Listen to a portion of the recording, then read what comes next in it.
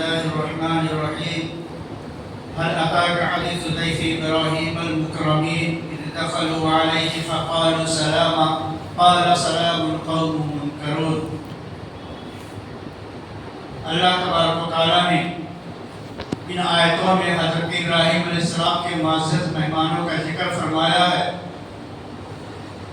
اللہ تعالیٰ نے آسمان سے فرشتوں کو ابراہیم علیہ السلام کے یہاں بیٹے کی خوشخبری لے کر کے بھیجا۔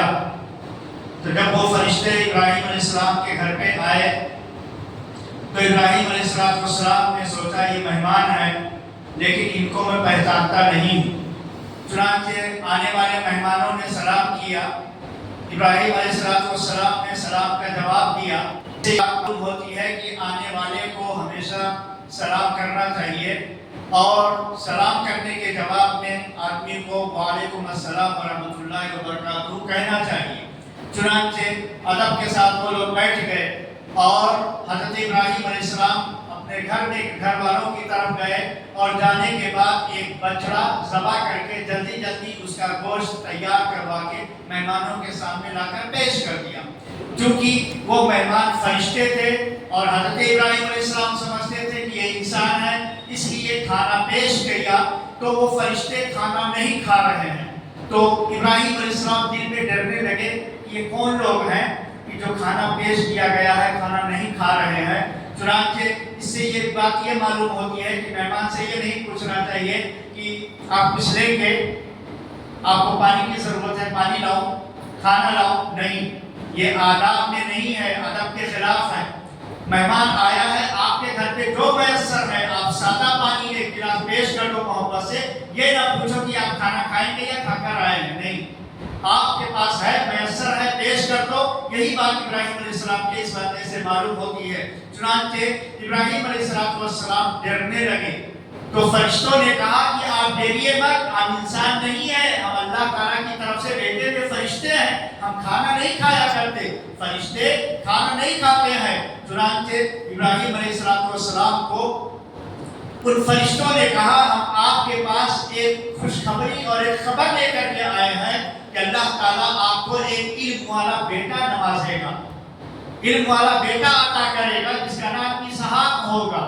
چنانچہ ابراہیم علیہ السلام کے بغل میں ان کی بیوی بیٹھی ہوئی تھی، انہوں نے کہا کہ یہ کیسے ہو سکتا ہے، مجھے بڑھاپا آ گیا، میرے بال سفید ہو گئے، میں باج ہوں، اللہ تعالیٰ مجھے کیسے اولاد عطا کرے گا؟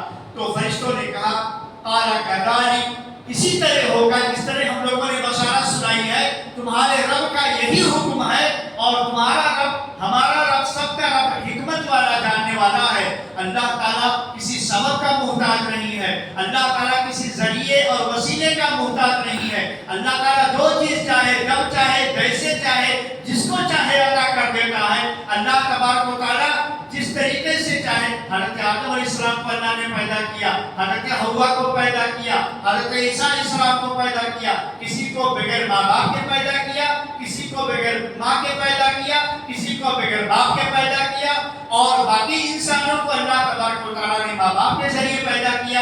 تو اللہ تبارک و تعالیٰ سے ہم جب سوال کریں، اللہ سے مانگیں تو جو بہتر چیز ہے اس چیز کا سوال کریں۔ اللہ بہتر جانتا ہے کہ کون سی چیز ہمارے لیے حق میں بہتر ہے، اور اللہ تعالیٰ کے لیے کوئی چیز ناممکن نہیں ہے۔ یہ نہ سوچیں کہ اللہ تعالیٰ آپ کو یہ کیسے دے گا۔ اللہ کو دینے کے لیے کسی سے مشورہ لینے کی ضرورت نہیں ہے، اور وہ ذات جس کے پاس سب کچھ موجود ہے تو وہ دینے کے لیے رحیم بھی ہے، تو ظاہر ہے کہ جب اس سے مانگیں گے تو وہ ضرور عطا کر دے گا۔ اس لیے یقین کے ساتھ، توکل کے ساتھ، بھروسے کے ساتھ، پورے یقین کے ساتھ اللہ تبارک و تعالیٰ سے مانگنا چاہیے، سوال کرنا چاہیے۔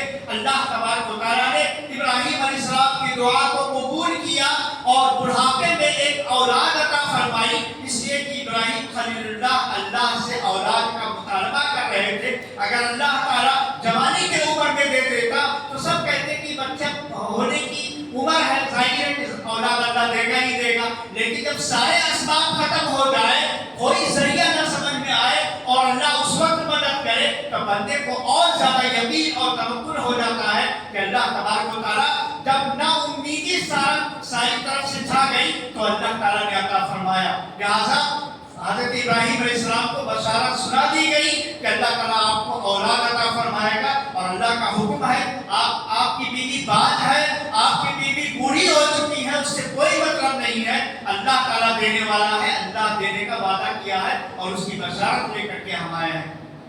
कल के दर्स में हम लोग 27वां पारा शुरू करेंगे। उसमें इब्राहीम अलैहिस्सलाम का ये जिक्र है कि इब्राहीम अलैहिस्सलाम ने पूछा कि ये बशारत को लेकर के आए हो तो सिर्फ इसी काम के लिए आए हो कि कोई और काम लेकर के आए हो? तो फरिश्तों ने कहा हम 2 काम लेकर के आए हैं, एक और काम लेकर के आए हैं। उस काम का तज़किरा कल के दर्स में किया जाएगा इंशाअल्लाह।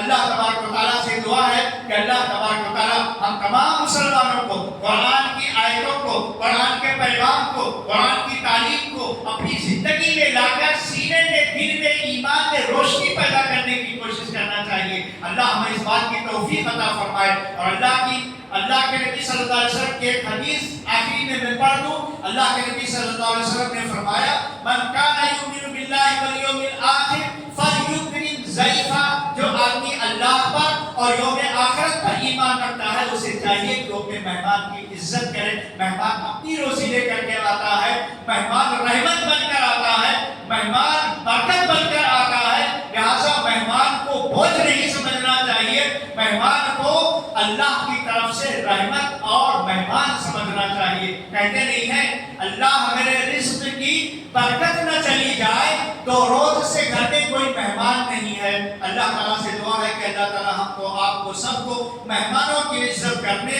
और हमें इब्राहीम अलैहिस्सलाम के वाक़े से सबक हासिल करते हुए अपनी ज़िंदगी को अल्लाह की ज़ात पर भरोसा करते हुए, तवक्कुल करते हुए, ईमान कामिल रखते हुए, अल्लाह की ज़ात पर यकीन रखते हुए अल्लाह की इबादत करने की तौफीक अता फरमा। आमीन। तक़ब्बल या रब्बल आलमीन। अस्सलामु अलैकुम।